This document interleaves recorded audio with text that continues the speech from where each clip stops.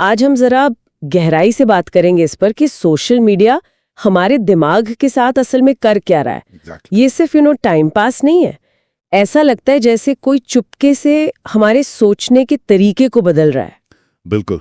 सवाल यही है कि कंट्रोल किसके हाथ में है, हमारे या फिर फोन के? हाँ, ये बहुत जरूरी सवाल है और जो स्रोत हम देख रहे हैं वो यही इशारा करते हैं कि ये सिर्फ स्क्रीन पर बिताए घंटों की बात नहीं है।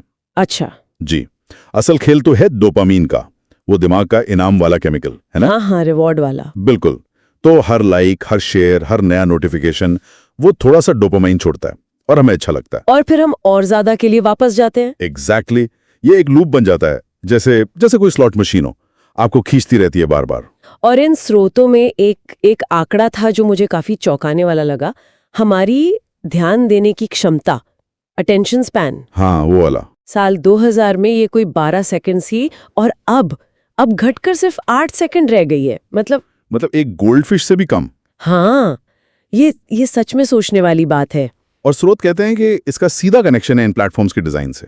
हाँ बिल्कुल, ये डिजाइन ही ऐसा है। जानबूझकर आप देखिए ना, वो कभी ना खत्म होने वाली स्क्रोलिंग, ऑटो प्ले वीडियो, लगातार टुन टुन करते नोटिफिकेशंस। हाँ।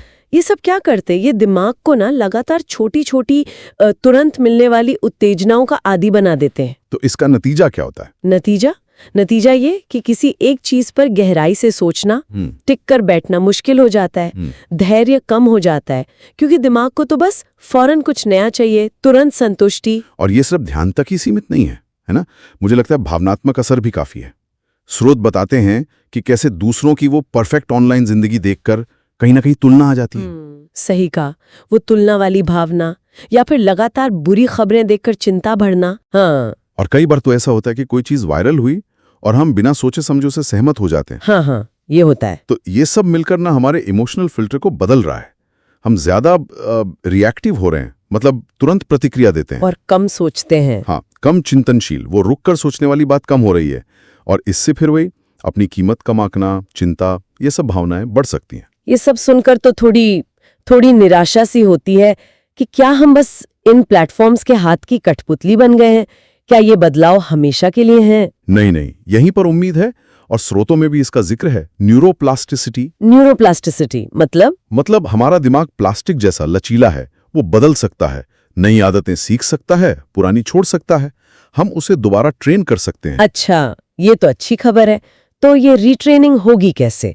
स्रोत क्या कहते हैं? कुछ तरीके हैं? हाँ, कुछ बहुत प्रैक्टिकल तरीके हैं। पहला तो है डोपामाइन पर थोड़ी लगाम लगाना। कैसे? जैसे सुबह उठते ही फोन चेक ना करना, कम से कम 1 घंटा रुकें, और रात को सोने से मान लीजिए 2 घंटे पहले स्क्रीन से दूरी। क्या इससे सच में फर्क पड़ता है सुबह और रात वाले नियम से? बिल्कुल पड़ता है। ये वो समय है जब दिमाग थोड़ा ज्यादा संवेदनशील होता है। इस समय सोशल मीडिया से बचकर हम वो जो ऑटोमेटिक चेक करने की आदत है ना, उसे तोड़ते हैं। और नोटिफिकेशन बंद करना, वो भी बहुत जरूरी है। हाँ, वो लगातार बजते रहते हैं। जी, वो डोपामाइन के छोटे छोटे हिट्स को कम करता है, दिमाग को थोड़ा शांत रहने का मौका मिलता है। स्रोतों में एक और चीज थी, फोन को ग्रे स्केयर मोड पर डालना, रंग हटा देना। उससे क्या होगा? देखिए, रंग बहुत आकर्षक होते हैं, खासकर वो लाल रंग के नोटिफिकेशन डॉट्स। हाँ, वो तो ध्यान खींचते हैं। ग्रे स्केल मोड स्क्रीन को ब्लैक एंड व्हाइट कर देता है, तो वो जो विजुअल अपील है ना, वो कम हो जाती है। फोन थोड़ा बोरिंग लगने लगता है, तो उससे बार बार उठाने की इच्छा भी थोड़ी कम होती है। अच्छा, ये दिलचस्प है। और अगर मान लीजिए स्क्रॉल करने की बहुत तेज इच्छा हो रही है, तब स्रोत कहते हैं कुछ और करो। हाँ बिल्कुल, आदत बदलनी है तो रास्ता बदलना होगा। इच्छा हो तो उठकर टहल लीजिए, कुछ पढ़ लीजिए, लिख लीजिए, या बस 2 मिनट गहरी सांसी ले लीजिए। मतलब दिमाग को भटकाना एक तरह से। हाँ, और एक बेहतर दिशा में लगाना है। और साथ ही अपनी फीड को भी थोड़ा सोच समझकर बनाना।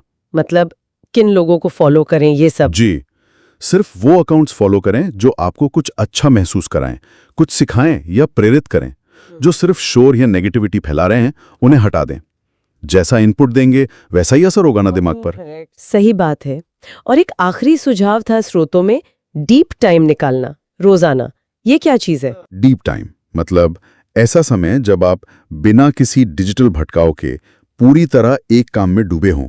बिना फोन के। हाँ, बिना फोन, बिना कंप्यूटर की आवाज़ों के, चाहे वो पढ़ना हो, कोई स्किल सीखना हो, कुछ लिखना हो या बस शांति से बैठना हो।